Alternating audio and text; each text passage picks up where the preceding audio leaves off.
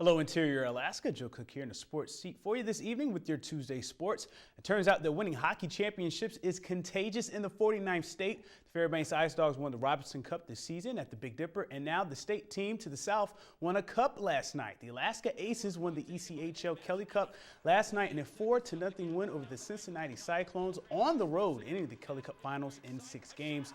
It's the third championship for the Alaska Aces franchise. Their last Kelly Cup was in 2011. The same season, the Ice Dogs won the Robbie Cup. Gerald Coleman had a 23-save shutout performance, and Captain Nick Mazzolini had a goal and an assist in the win.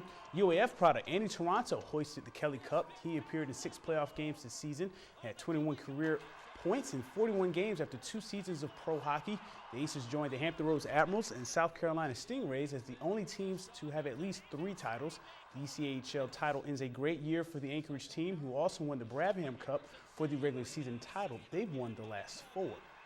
As one season ends, another begins. The Alaska Gold Panthers baseball season starts tonight. The Gold Panthers start their 55th season on the road. They take on the Anchorage Bucks in Mulcahy Stadium. Alaska is trying to not only repeat as the Alaska Baseball League champions, but they want to build momentum towards the National Baseball Congress World Series. That runs July 25th through August 9th. The Panthers have won 6, and they want to be the first team to win a 7th title there.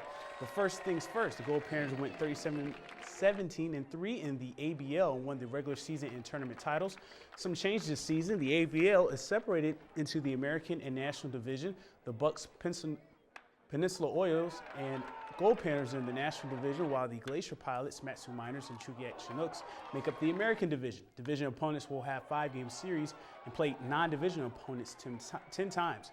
Last year's head coach Brian Harris moved on to be the head coach at Santa Ana College. Matt Grahovic, a former Panther, will be the field manager this season. The Panthers' first home game is against the San Francisco Seals this Friday night at 7 at Groudon Memorial Park. Todd Dennis, the Gold Panther general manager, thinks this year's roster, which has a lot of new faces, has enough talent to repeat.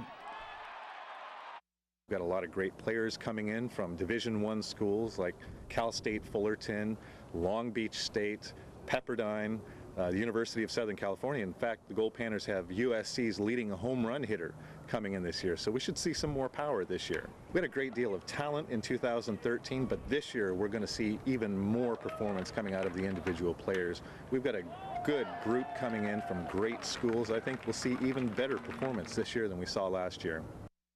Now a story about a man attempting to run from the northernmost road in North America to the southernmost road in South America by foot.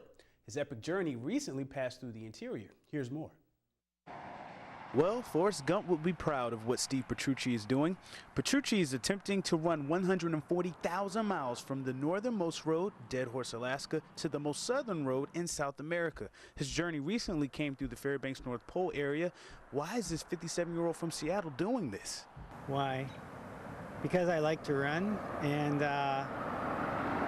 it gives me an opportunity to help other people. Petrucci is running to raise awareness and money for not just his journey, but for Doctors Without Borders, a nonprofit organization that gives medical care to people all over the globe in response to natural and man-made disasters, armed conflicts, and epidemics. He came up with the idea for this run 10 years ago after his first marathon and has been training for this journey for 2 years. Trying to do something that hasn't really been done before, even though one other person has done something pretty close to it. An Australian runner, and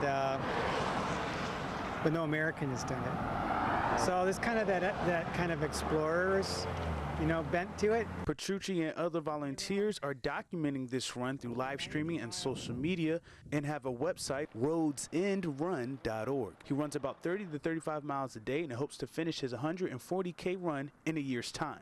Petrucci has been called crazy by those close to him, but there is a message to his alleged madness. We're all really connected. If it's nothing more than just a sliver of road that connects the top of the world to the bottom of the world, we're not that far apart. If one person can run it in a year, then we're not really all that different, no matter where we live. And if you want to help Steve Petrucci on the 140,000-mile journey, there are links and more info on the WebCenter11.com sports page for Roads End Run. And tomorrow in part 2, we'll see the aspects of his day-to-day running schedule and more. But that's it for sports tonight. Mike Schultz is next with your full weather forecast, and we'll catch you next time.